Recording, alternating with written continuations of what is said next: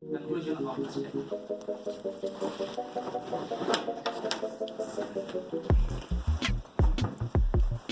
These are the objectives of my research work: to study the historical, racial, and religious background of black people in America, to study the place of women in black community, to compare and analyze the autobiographies of black women writers, to study the aspiration and motivation of self-expression of black women, to study the racial and religious roots of oppression, to trace the literary contribution of black women as an independent branch of literature, to examine the feminine and particularly black treatment, to trace the various dimensions of autobiographical expression of black women in black literature. This is the hypothesis of my research work, that black women being doubly marginalized, they were voiceless, but they faced the inherent mechanism of oppression propagated by racism and came up with their self-expression in the form of their autobiographies. Actually, I have selected black women's autobiography. Actually, so many people, they just do research work on novels, drama and poetry, but I especially selected the 4 women. The first autobiography of Harriet Joachim, second Zora Hurston, third Maya Angelou, and the fourth one is the Rosa Parks. And these 4 autobiographies it spans the time period from slavery era to civil rights movements. And I have only deals on only these 4 autobiographies, and therefore there are a lot of studies about the black literature, African American literature. But this is the limitation of my research, that it is limited only to the 4 autobiographies. This research methodology I have followed by doing this research work.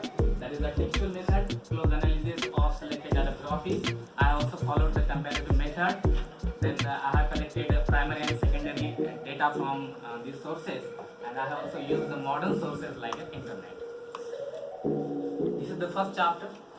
The first chapter is about the 4 autobiographies which I have just told you, that it also gives you the study of these, and it deals with the main aim which I have put, that actually the Indian women, they are living in a subordinate position in every aspect of our life, and that's why this is the basic aim of my research, to just encourage the Indian women. Autobiography is the primary genre of literary work, and actually it is not only just a history of particular men, but it is about a revisit of that particular author, and autobiography became the voice of those subaltern people, and it became the voice of these people, and they talk about their operation, their suppression in their autobiographies. Actually, M.H. Abraham, he has given definition of autobiography in his book. That is, autobiography is the biography written by the subject about himself or herself. The book, again, the Oxford Dictionary of Later Terms defines autobiography as a narrative account of an extended period of some person's life written by or presented as having been written by that person, of the practice of writing such works. The first chapter also gives us a brief introduction of history of African American, that how African American was captured by the Africans themselves, and how they were sold to European people, and how as a slaves they have brought to the America. And it also deals with how the slavery began in America, and again it is a brief history from slavery era to post civil rights movement. The next point is that I have also given a very brief history of black literature, and the black literature began with the black women, because the black women, Lucy Terry and Philip Beasley, these are the 2 black women who started the African American literature in English in America. Then this introduction chapter gives us a little introduction about all these 4 autobiographers. First, Harriet Joachim, who born in 11th February 1813, and she died in 7th March 1877. She was a slave, and she has struggled in her life to get freedom from slavery. The second autobiographer is Zora Hurston. She was born in 7th January 1891, and she died in 28th January 1960. She was an American suffrage, and she is also called as a shining star of Harlem Renaissance. The third autographer is Maya Angelou. She was born in 4th April 1928 and she died in 28 May 2014.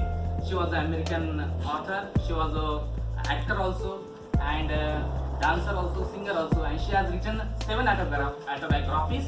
And out of 7 autobiographies, I have chosen first autobiography because other autobiographies are just extended of what she has written in her first autobiography. Again, she has written a lot of poetry, novels, and more than 50 short stories she has written. Then the last one is Rosa Parks, and Rosa Parks has written only one autobiography, and it deals with her struggle and her contribution in civil rights movement. She also called as a mother of civil rights movement. These autobiographies have emerged as the epics of their struggle against all odds and creating their own space in all walks of life. These 4 autobiographies have carved their niche in the dominant community. Chapter number 2, Journey from Slavery to Freedom. Harriet Joseph's incident in the life of slave girl, 1861. This chapter deals with these 2 themes. Number 1 theme is tradition of slavery, cruelty, and exploitation. First, I want to tell you about what is slavery actually. According to Oxford Dictionary, a slavery it is an institution in which a person is owned by another and forced to obey him. Or we can say that in other words, it is an institution or a social practice of owning human being as a property, especially for use of forced labors. In this book, Harriet Joseph has given us a lot of description about slavery because she was a slave and she experiences the worst treatment given by white people to black people. In her book, she has given one example that in our Maharashtra there is a bazaar of animals for cows and all the animals. They are sold in bazaars. So in the America, there was a bazaar of these slave people. Every year on 1st January, this slave market was held, and in that slave market, the slave black people, their families were torn up. They were purchased by new masters and they were treated very badly. She has given us another example that there was a Mr. Leach, a white slaveholder. He has more than 600 slaves and he was very cruel. Some slaves tried to escape from his plantation that is the farm, and if she caught up, he beat him with a wife and his blood and fleshes and everything come out, and it is a very bad treatment he has given to his slaves. She has given another example of her aunt, that is the Aunt Nancy, and she was a caretaker of Harriet Joseph's master, his name is Dr. Flint, and if she prepared a food some little late, then her mistress came there and she spit into the food of his people. Then the book is about the struggle of freedom. Harriet Joseph, actually she was when she was 4 years old, then she came to know that she was a slave, and when her father died, she was not allowed to go in a funeral of her father. And Dr. Flint, her master, actually the white people, they have freely access the black ladies, and it is just their property to produce a lot of slaves. And Dr. Flint, who is the master of Harriet Joseph, he wanted to seduce her, but she initiated an affair with another white lawyer, and she got 2 children from him, and for that purpose she was put in plantation, and they decided to sell her and her children. For that purpose, she made a plan and she escaped from the plantation, and she hid her 7 years in her grandmother's house in a garret, in a small teeny area at the roof of the house. And she was there, hiding there for 7 years, and she didn't meet her children and all other people. And after 7 years, she ran to the North era, which is called as the Free States. The third chapter, the representation of self-illumination, Zora Neale Hurston Trust Time on Road, also deals with these 2 themes. The first thing is self-empowerment and self-illumination. Actually, Zora Hurston was born in an all-free Negro town, and her father was mayor 3 times in that Negro town. and therefore she did not experience any ill treatment from white people. But after her father's second marriage, she has to struggle to get education because her father did not support her and her brother and sister, and so that's why she has to work here and there, and she has to earn money, and then after that she got educated, and then she became the respected writer in America. Then she has put another notions about slavery and racism. Actually, she has denied that there is such kind of a racial prejudices among the white people. She also denies racism. She also denied that white people give the bad treatment to people. And again, she admitted that the white people treated them badly, but actually she blamed on her own people because she has given us a detail that how African people they started slavery in Africa itself, and how because the African people are tribal people and they attack each other, and they captured some people and they sold to Arabs and European people, and in this way slavery began in Africa, and in this way European people or American people they just followed what the African people have started. The fourth chapter, racial, sexual operations and self-discovery. Maya Angelou's I Know Why the Cage Bird Sings. It deals also with the two things, sexual operations and experiences.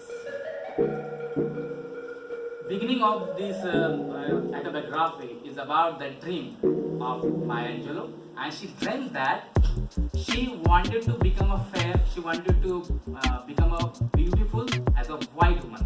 She don't like her ugly face or her color, and throughout her life she experiences the sexual operations because one black man who was a boyfriend of her mother, he has raped her when she was just 7 years old, and this was a very great shock on her. After that, when she was just 17 years old, she thought that she would become a lesbian, and to avoid lesbianism, she started a physical relationship with a teenage boy, and she got child from that relations. Then this book also talk about the resistance to racism. Her grandmother, Mistress Henderson, or she called her Moma, she always taught her grandchildren that how they can resist the racism in southern part of America.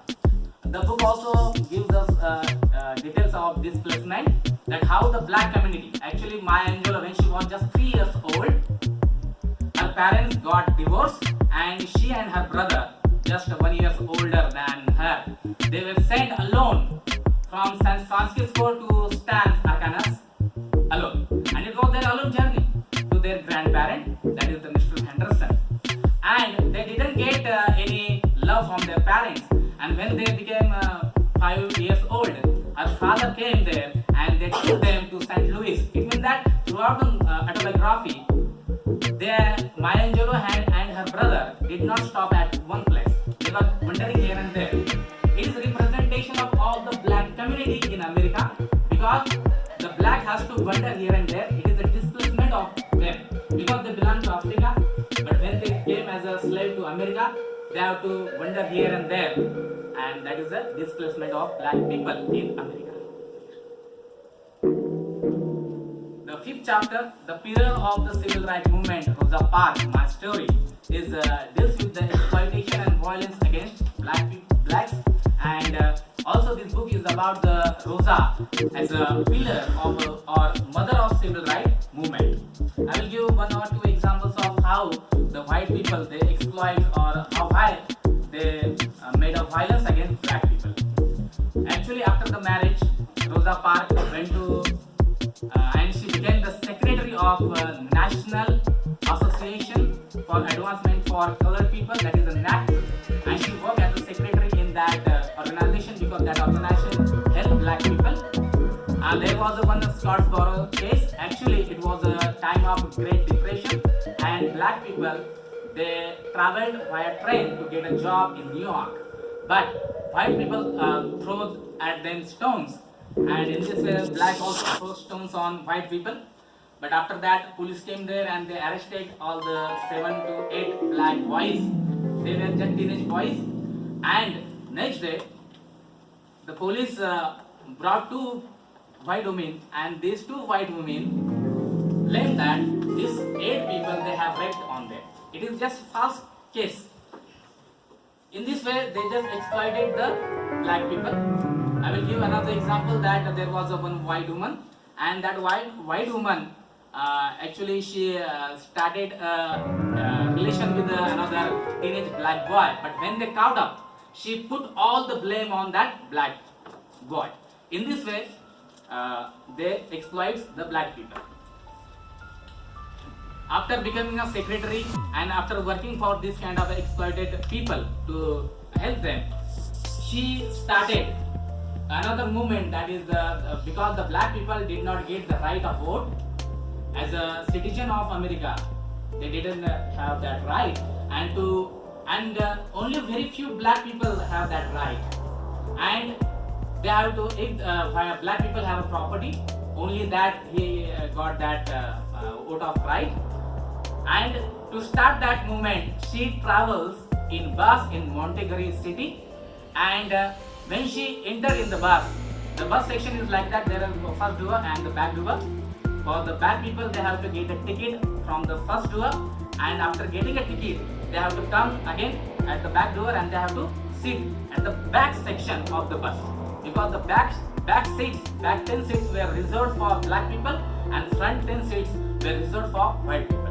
And if the front reserved seat of white people, if it filled up, then black people have to stand up and give their own seat to white people.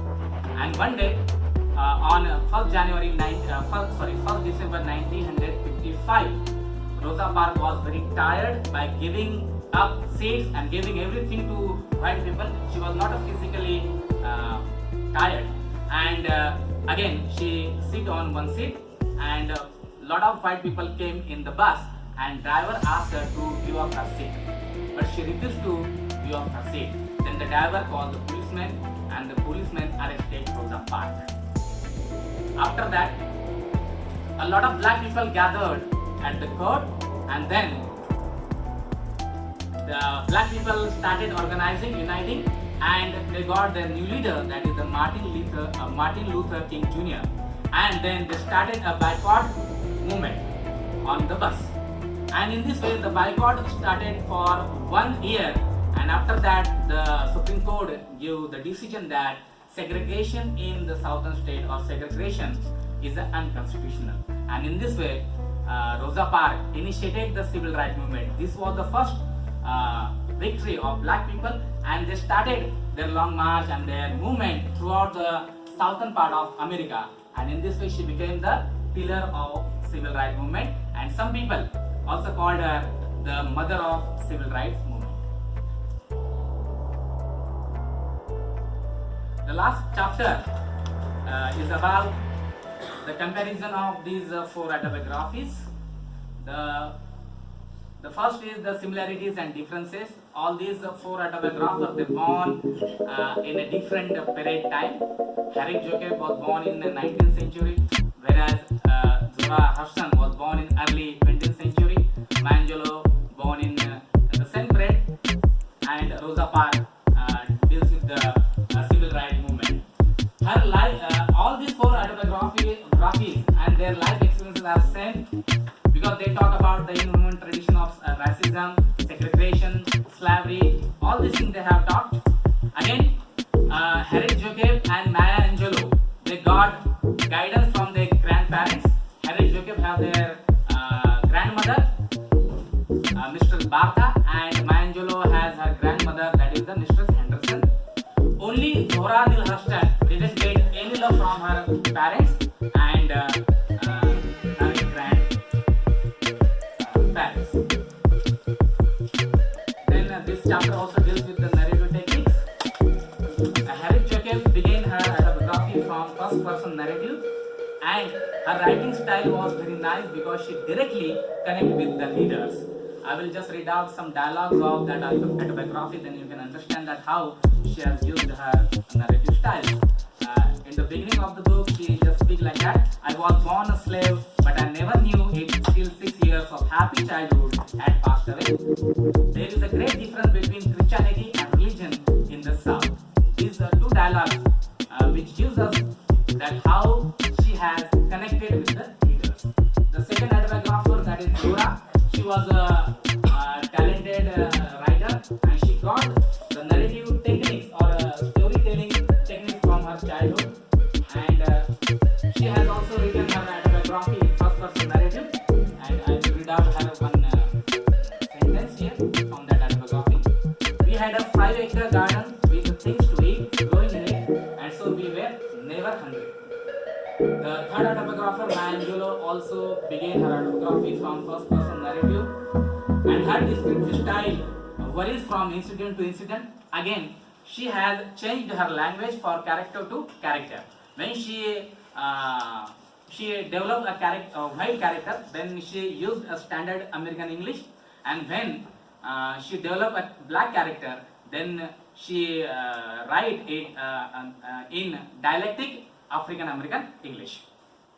I will read out one sentence from her autobiography too. He leaned over, his whole face thread that could have smothered me. Actually, she was describing that how she was being raped by Mr. Freeman. And the last autobiographer, that is the Rosa Parks, and she has written her autobiography in first person narrative, and she has written it in a plain English, and again she has used a modern technique, that is a flashback technique, because her autobiography began from that incident of not giving up her seat to white people, and then she goes to in the flashback, she used flashback technique, and she gives us about her life from her childhood to that day, which was the beginning of that autobiographies. The last chapter conclusion, it arrives at the conclusion of the study. Black women are suppressed twice due to her blackness and femaleness. Black women are placed at inferior status in black community. Black women had not had the voice to rebel against both sexism and racism. Black women represented themselves through their autobiographies and raised their voice against the exploitations by both black and white men. After the thorough analysis of the selected 4 autobiographies of black women, it is clear that black women were doubly oppressed, they were voiceless, but they faced the inherent mechanism of oppression propagated by racism and came up with their self-expression in the form of their autobiographies. The autobiographies are reflective of the subalterns of the American society and how they tried to fight against the inhumanity to seek their self-identities. The struggle against the racism is not only limited with the 4 ladies, but through their autobiographies, the movement against the segregation became the goal of every black person's lives. The research work brought the journey of black people's agitation from the slavery era to the post-civil rights movement. Black literature began with slave narrative. The slave narrative allowed the suppressed or subaltern persons, especially women, to get their voice to represent and rebel against the cruel customs like slavery. The autobiographies are not only the tool of presenting their raised voice against the exploitations and racism, but these writers have struggled in their own lives to clash with the segregation, racism, and slavery. African Americans were protesting against the inhuman traditions of slavery, racism, and segregation since the slavery era. Some slaves resisted racism by escaping to the free northern states. Women too collaborated by fleeing to the north. They were supporting the protest movement from the slavery trade. Next. Harriet Jacob wrote her autobiography when she became free from the bondage of slavery. She helped other blacks in their regard. It was the beginning of black plots to rebel against the man-made system of hierarchy. Zora Hurston, as unaware of the bondage of slavery and racism, collected the flock culture, songs, etc. of her race and inspired the people. Maya Angelou represented the common black woman who wanted to rebel for her basic rights.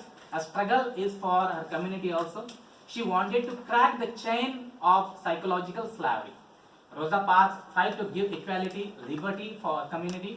That is why Rosa Parks was called as the mother of the civil rights movement. She began the movement and people joined her. Next. Primary, these autobiographies painted the journeys of these black women from the childhood through working against the exploitative powers. The books paint the American life through the eyes of black women who had long been oppressed and treated as subordinate human beings by both sexism and racism. These autobiographies expose the misunderstanding of white Americans and others who do not know anything about the black community and black women. And while doing such a job of removing the misunderstandings, these autobiographers assessed their right to live and grow and stand as the American as whites. Besides, the autobiographies also depicted some of the weaknesses of their community. They focused that how sexism makes black men to suppress and oppress the black women. The illustrations of rape and exploitation of the ebony women by the ebony men gave the picture that how the black women were voiceless. Next. These books also portrayed the social changes from slavery era to post-civil rights movement. The African Americans have passed through different stages of development and their self-expressions using the medium of various genres of literature. Harriet Jacob described the slavery age, Zora Hudson represented the Harlem Renaissance, and Maya Angelou illustrated the early period of civil rights movement, whereas Rosa Parks described the period of civil rights movement and after it. Next. The autobiographies of 4 black successful women shared some similarities at their childhood experiences, lack of parental love, care, support, and love of grandparents, and love feelings. All of them fought to establish their own identity. They struggle against the inhuman tradition of social as well as gender hierarchies of the United States of America. Their autobiographies are not representation of their slaves only, but these books also talk about their community, especially the word, feelings, and status of black women in the society. Each of these authors became something different, the winner and self-emancipated woman. And they have become the inspiration from other women who still live in different forms of slavery. These are some findings of suggestions of my study. In 1965, the Civil Rights Act passed in the Congress of USA and blacks got the equality in every field of life. This could not have been happened without the active participation of black women in the protest movement. There should be more deep study of black women's contribution in the protest movement from slavery era to civil rights movement. Indian women are not so safe in our country and they are dependent upon men to become safe. But women should not expect men to do something for them. They must overcome the problem by themselves. Next. Indian women are psychological slaves of men in every aspect of human life. In order to end the psychological slavery, Indian women should be motivated by the life struggles of the female authors of these autobiographies. Black women should be the real idols for Indian women for the liberty movement to achieve equality in every part of life, because these autobiographies are inspiring for all those suppressed women of the world. These are some reference books which I have. Thank you. So the topic for the research work is very relevant for you people also. Because in this class also we have a majority of female, and that is why and for second year students this presentation is very useful, because they are going to prepare one dissertation or 60 to 70 pages for second year students. How to choose a topic, how to write, how to present, how to discuss, all these things are going to happen with you also within 2 to 3 months. The Viva is open for discussion. For black women autobiographers are chosen for the presentation by Angelou, Rosa Parks, Harriet Jacobs, and Zora Neale Hurston. You can speak, contribute, you can ask any kind of question. Yes. Firstly, I would like to congratulate Mr. Dubey. He presented very nicely his presentation. And my question is, what is your look up about the concept of self-illumination in your thesis? My concept is that if a woman, if she didn't get support from her family, her parents, and if she has to work and she has to earn money and she has to support herself, then and if she is supporting herself, and if she is getting money and studying hard, and if she become a very popular or very successful person in her life, according to me, it is the self-illumination. We would like to know that whether narrative techniques are different in all four novels, or is there any similarity between two autobiographies? Narrative technique is slightly different, sir. Only slightly different, but all are same. What is their contribution to end slavery and oppressive systems in America? The first autobiographer, Harriet Joseph, actually after her escape from slavery, she started working in one institution to help those slaves who ran from the southern part of America, and she helped them. Again, Zoroastrian gave them, means she just inspired the black people to unite and organize an institution for that. Maya Angelou herself, she worked in the civil rights movement, and Rosa Parks, as I have mentioned, that she initiated the civil rights movement, and after that also she worked for black people and their movement.